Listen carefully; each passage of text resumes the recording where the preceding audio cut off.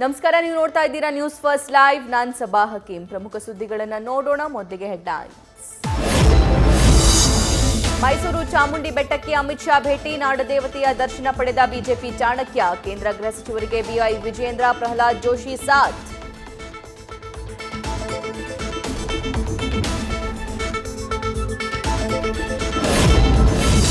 ಗೃಹ ಸಚಿವ ಅಮಿತ್ ಶಾ ಬರಿಗೈಯಲ್ಲಿ ರಾಜ್ಯಕ್ಕೆ ಬಂದಿದ್ದಾರೆ. ಇವತ್ತಿನವರೆಗೂ ಬರದ ಬಗ್ಗೆ ಒಂದು ಸಭೆ ಸಹ ಮಾಡಿಲ್ಲ.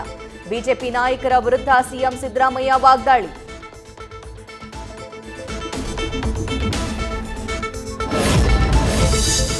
ಡಿಕೆಶಿಗೆ ಈಗಾಗಲೇ ಅರ್ಧ ಸೆಟಲ್ಮೆಂಟ್ ಇಡಿ ಮಾಡಿದೆ. ಬೇಲ್ನಲ್ಲಿ ಹೋಗಿದ್ದಾರೆ, ಅವರು ಜೈಲಿಗೆ ಹೋಗೇ ಹೋಗ್ತಾರೆ. ಡಿಕೆ ಶಿವಕುಮಾರ್ ಸೆಟಲ್ಮೆಂಟ್ ಹೇಳಿಕೆಗೆ ಈಶ್ವರಪ್ಪ ತಿರುಗೇಟು.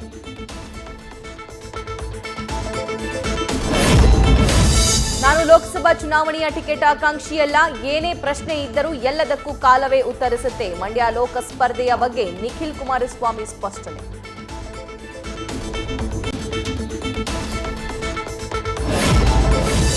ಬೆಂಗಳೂರಿನ ಥಣಿಸಂದ್ರದಲ್ಲಿ ಕುಡಿಯುವ ನೀರಿಗೂ ಹಾಹಾಕಾರ.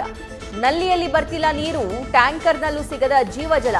ಬಂಗಾರ ಅಲ್ಲ, ಬೆಳ್ಳಿಯಲ್ಲ, ನೀರಿನ ಡ್ರಮ್ಗಳಿಗೂ ಕಬ್ಬಿಣದ ಲಾಕರ್.